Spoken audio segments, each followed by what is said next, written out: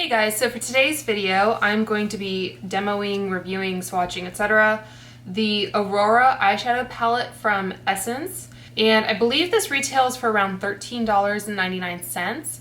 I think it's currently out of stock at Ulta where I bought it and the Essence website, but I thought it might still be valuable to upload this video in case it does come back into stock or you're just interested in seeing what it looks like.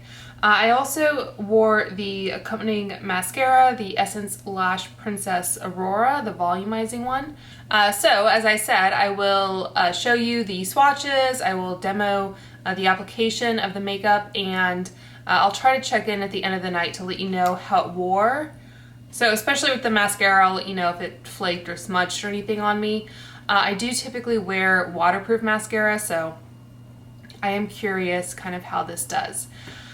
So just a very quick kind of overview before we get into the swatches. I think this palette is a really good deal for the price.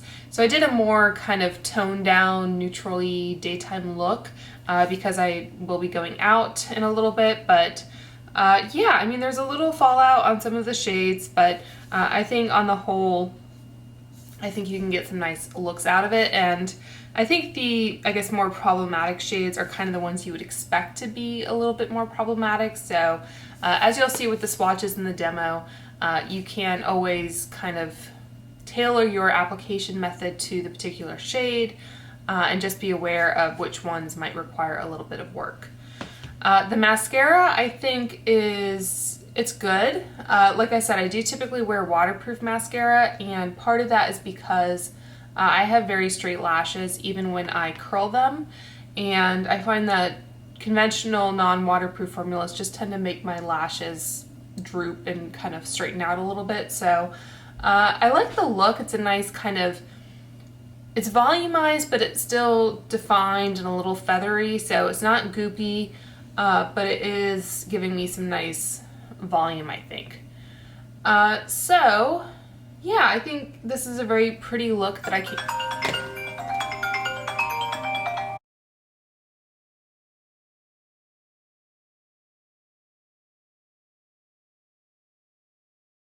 Okay, so this is the live brush swatch portion of the video. So just showing you a little bit of the external packaging here. It is 16 grams net weight. Okay, so this is the back here, and I think the technical name of this palette is Once Upon a Dream, maybe? And you have all the ingredients here. It's nice that they point out that it does have carmine, so it's not vegan.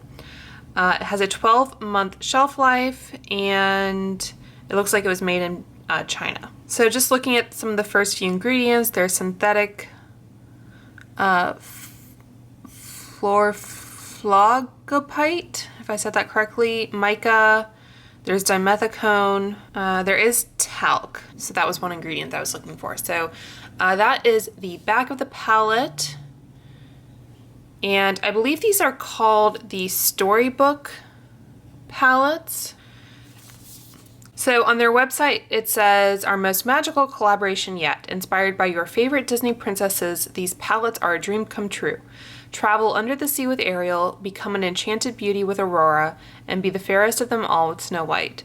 All three palettes have a Disney storybook theme with 14 shadows that embody each princess. Okay, so looking at the inside here, so there is a nice big mirror, as you can see. It does say Disney Princess up at the top there. And as far as packaging, there's just this like plastic film that I haven't removed yet. So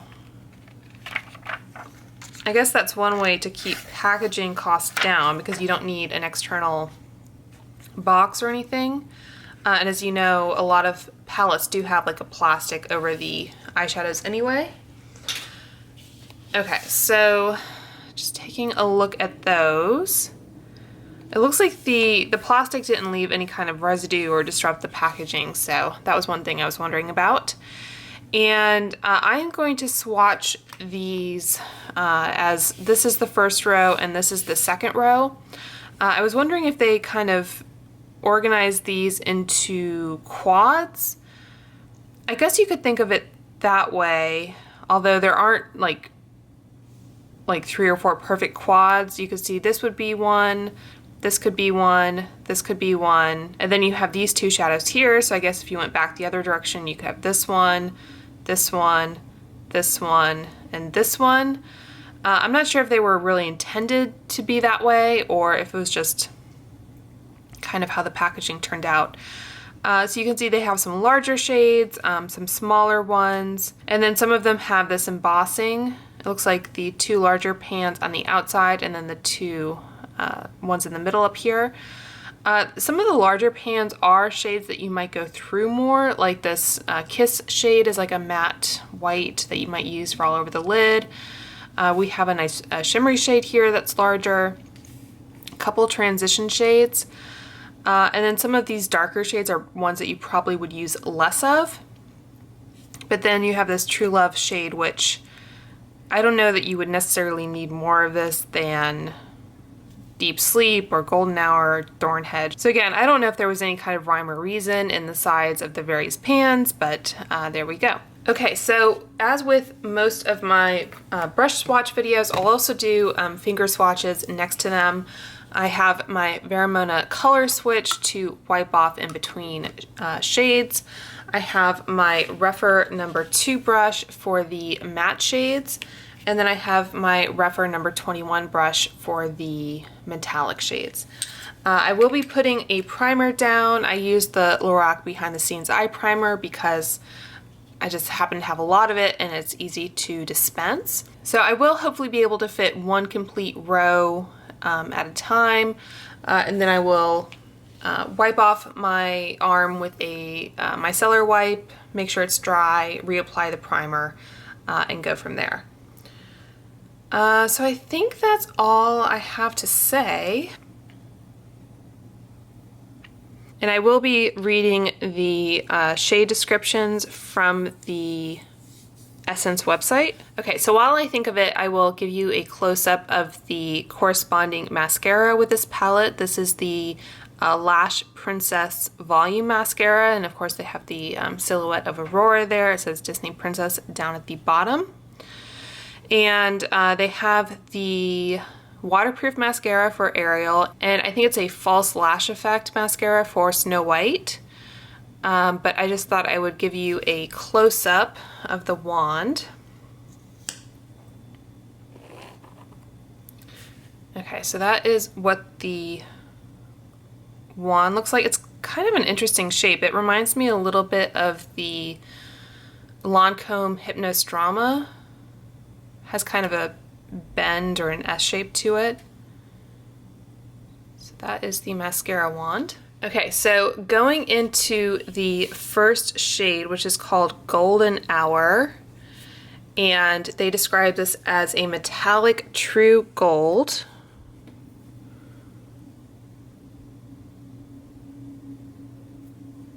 I would say it's a little bit more on the champagne side than maybe what I think of as a true gold, being a little bit more yellow. And this is a dry brush. So you can see it does kind of tend to flake a bit.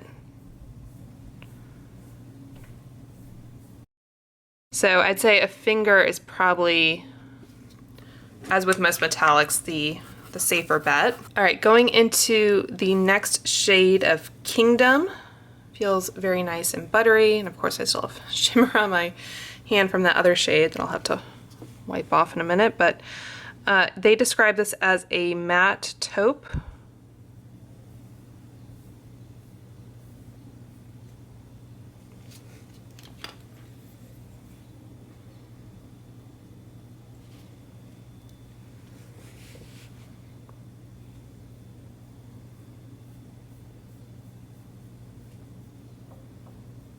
So there might be a little fallout with this shade, but I think for the price point of this palette, I'm not too concerned about it. Okay, the next one is called Deep Sleep. I'm doing finger swatches first, aren't I? They describe this as a shimmering wine, which I guess is appropriate for falling asleep.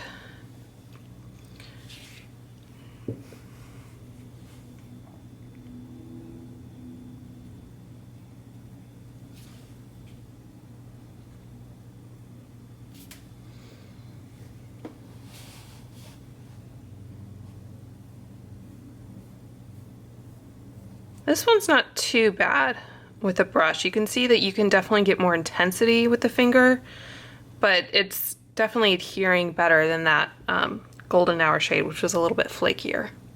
All right, so the next one is Fairy, and they call this a shimmering eucalyptus. That's a really pretty light green color. You don't see as often.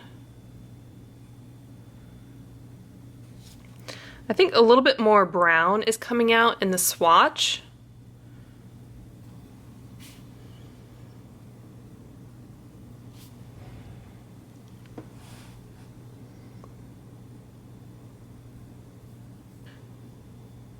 This one is taking just a little bit to build up.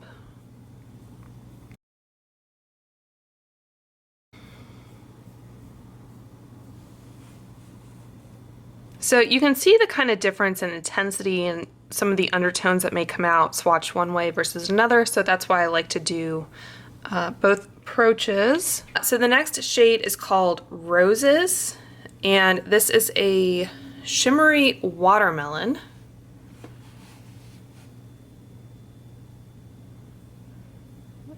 It's a very bright pink color. Even with a finger, this one's a little bit difficult. And you can see just that kind of kick up in the pan.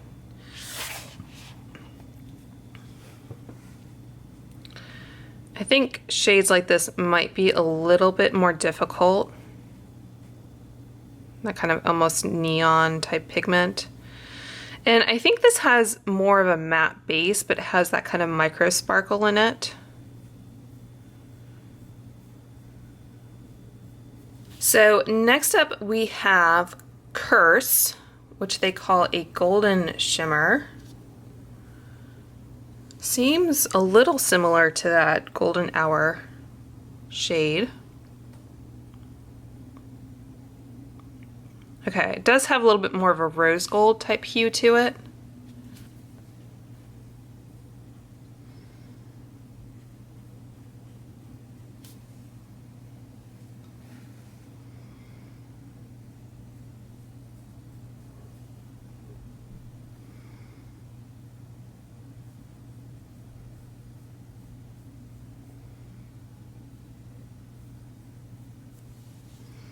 Okay, and then finally the last shade here is called Magic Wand, and this is a bronze shimmer. So this entire first row only has one matte, which is that Kingdom shade.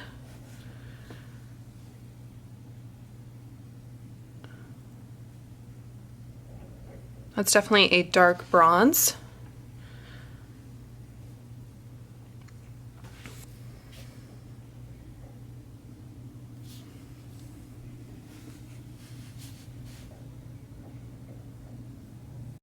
And again, the closer we get to my wrist, the more kind of uneven the skin is, so just going over and building that up a little bit. Yeah, you definitely get a more richer shade with the finger swatch. All right, so that is the first row. Okay, so taking my wipe here, we'll see if we have any staining.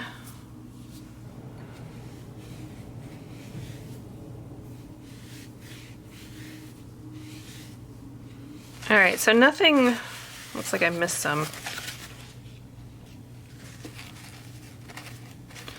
No apparent staining though. There might be a little bit of sparkle left behind from some of those shades when I was swatching the next ones. I even managed to get it on my arm. All right, so starting off with the Kiss shade, which they call a light cream. Pretty sure that is a matte.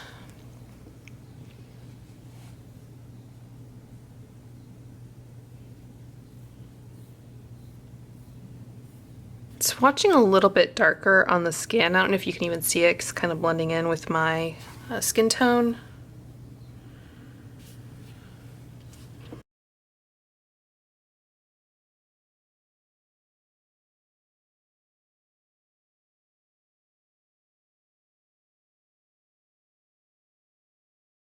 So yeah, you can't really see it too well. I like having a shade like this in palettes though, because I like to set my primer. All right, so the next shade is called Castle,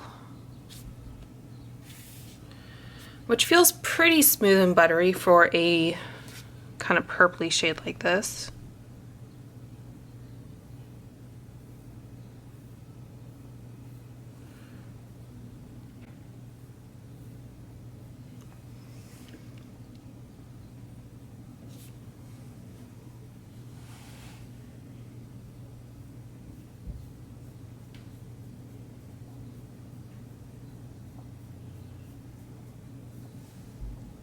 All right, so next we have Spinning Wheel, which they call a champagne shimmer.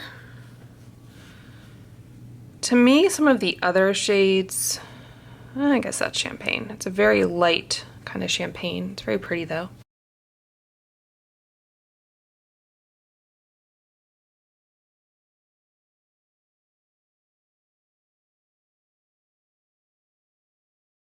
So not too bad with the brush either.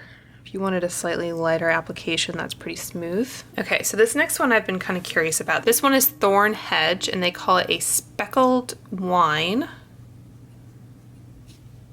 So yeah, I guess it kind of blends together. I don't typically care for shades like this. Like I think Huda Beauty does a lot of this type of shade. And I guess it adds some interest to the pan, but you're also not quite sure what you're going to get when you put it on the eyes. So for that reason, I prefer if it's just kind of all mixed in. I think you can see some of the like silver sparkles in there. Let's see if I can.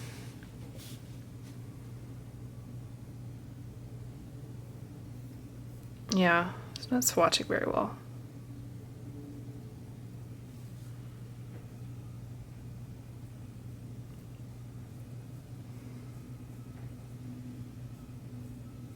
Yeah, I don't know if you can see there's a tiny bit of silver there that isn't maybe as mixed in.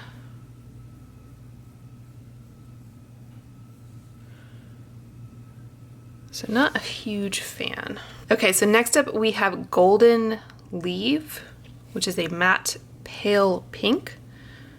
I'm not sure what golden leaf is supposed to notate. Is that like an actual leaf from a tree? There's nothing really golden about this shade. Get some of that, well, you can see it's just,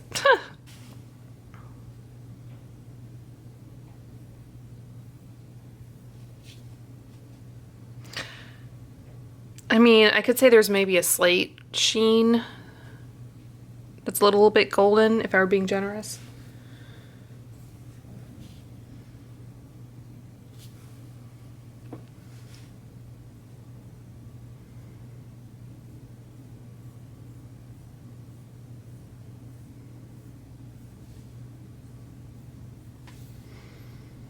So next up we have Dark Magic, which is a matte maroon.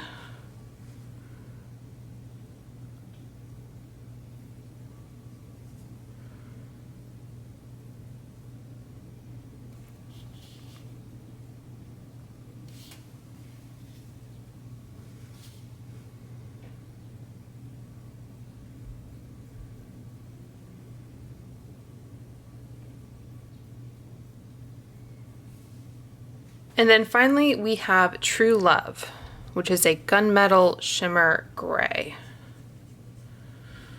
True Love. All right, again, I'm running out of room. Just do my best here. So there's a bit more like brown in this than maybe I would think of when I hear gunmetal. A little bit more of a kind of taupey shade almost.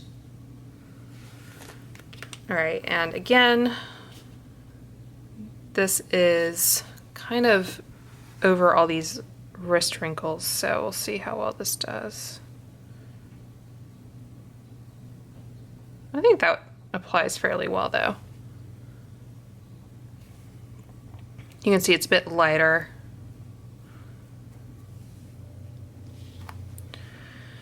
Okay, so that is the second row, and that is what the palette looks like. You can see, you know, some of the embossing was destroyed a little bit more than others. Normally I'm kind of reluctant to mess up a really pretty embossing, but it's nice that they included the roses on some shades, but obviously I didn't feel too badly about messing it up. You can see this Kiss shade still has a fair amount. I don't know how long that will last. True Love probably is the least intact in terms of the rose. So in general, I think the earthy kind of mauvey type tones in here are really good. They're, I think, a good representation of Aurora. So the Briar Rose kind of stage of the movie. If it were, I guess, Sleeping Beauty, you know, you always think of that like pink and blue dress. So I definitely prefer this color story more than something that kind of vibrant. And I also happened, I think, to like this color story more than the Ariel palette or the Snow White. I mean, Ariel isn't too bad. There's some sandy tones and there is like one red, but they're not using like the shade of her shell bra or her fins, I don't think. So mostly sandy tones with like a bright red, and Snow White. Lots of blues actually. So you kind of have the blue of her dress, a light green. So yeah, so I think all of the palettes I think are fairly wearable in terms of their color story. They're not very bright and cartoonish, but I think in addition to Aurora being my favorite princess out of the three, I also, I think, like her color story the best.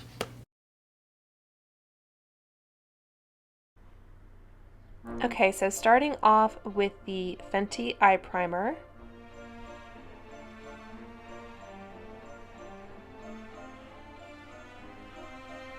And then using the Kiss shade all over the lid with the Inglot 28 PO brush, mostly just to set the primer.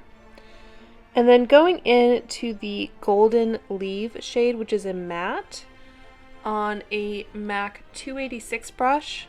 I think this is the older brush that may have had natural hair in addition to synthetic hair. I think the newer brushes are all synthetic. I had a little bit of trouble blending this shade and Kingdom, which is what I'm using next. So as you can see, I really had to kind of get in there and try to blend it to make it even.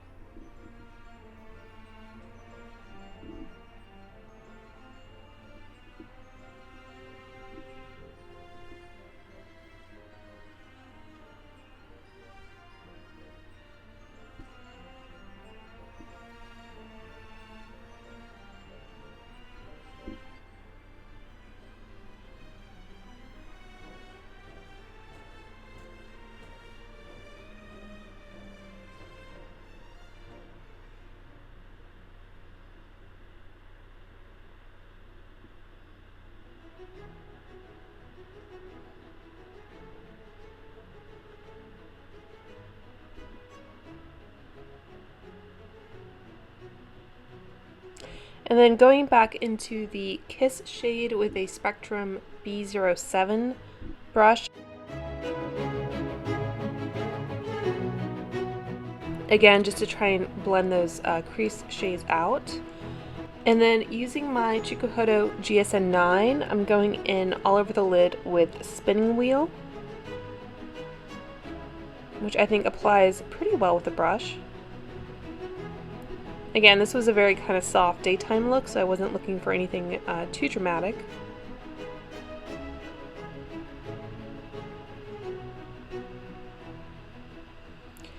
And then going into that Golden Hour shade initially, this is that really kind of crumbly shade, and I didn't get a lot of color payoff. I was applying it over the Spinning Wheel shade, and it was, I think, creating some fallout as well. So then I went into Curse.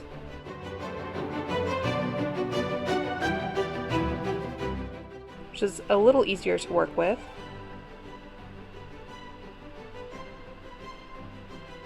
So I like to kind of create that kind of angled shape to the outer corner of my lids to try and kind of lift them up a little bit since I do have hooded lids. And trying to sweep away some of that fallout I got from the Golden Hour shade.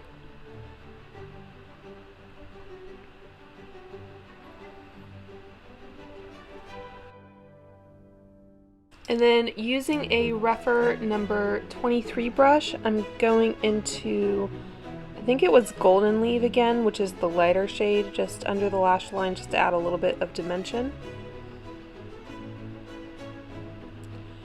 And that's pretty much it. I'm still trying to blend the outer corner a little bit more with that Spectrum brush,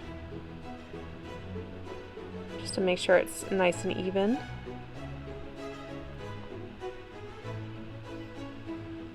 And then going in with the Clinique Bottom Lash Mascara.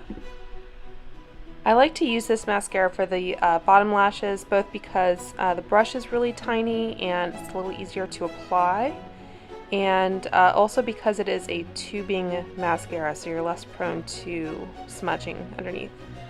And then using my Surratt lash curlers and applying the mascara.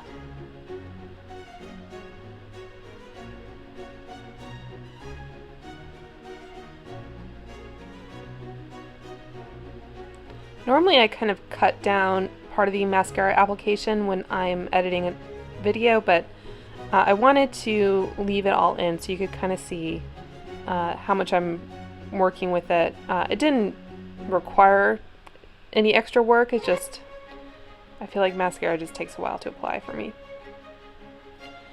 And I think I only went in with one coat.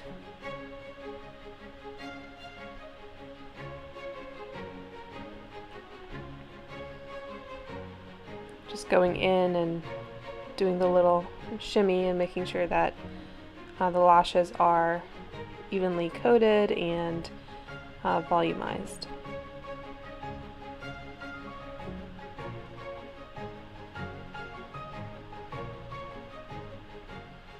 Okay guys, so it is the end of the night. It is about 11:30, so I've had this makeup on for at least, I think, 9 hours at this point. You can see that I've already kind of gotten into my comfortable clothes, and the hair is kind of different and whatever. So just to give you a quick check-in regarding the makeup, I think I didn't quite wrap up the intro because I received a call as I was doing it saying that my car was ready to be picked up from the auto body shop, so it might be a little bit of a weird transition, but in any case, I think, you know, the eyeshadow held up pretty well.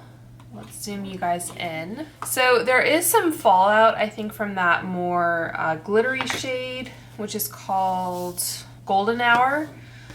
But I think part of that was just like due to the initial application, and there may have been some additional fallout afterwards, but I think just the nature of that shade, it's not something that I would be surprised by.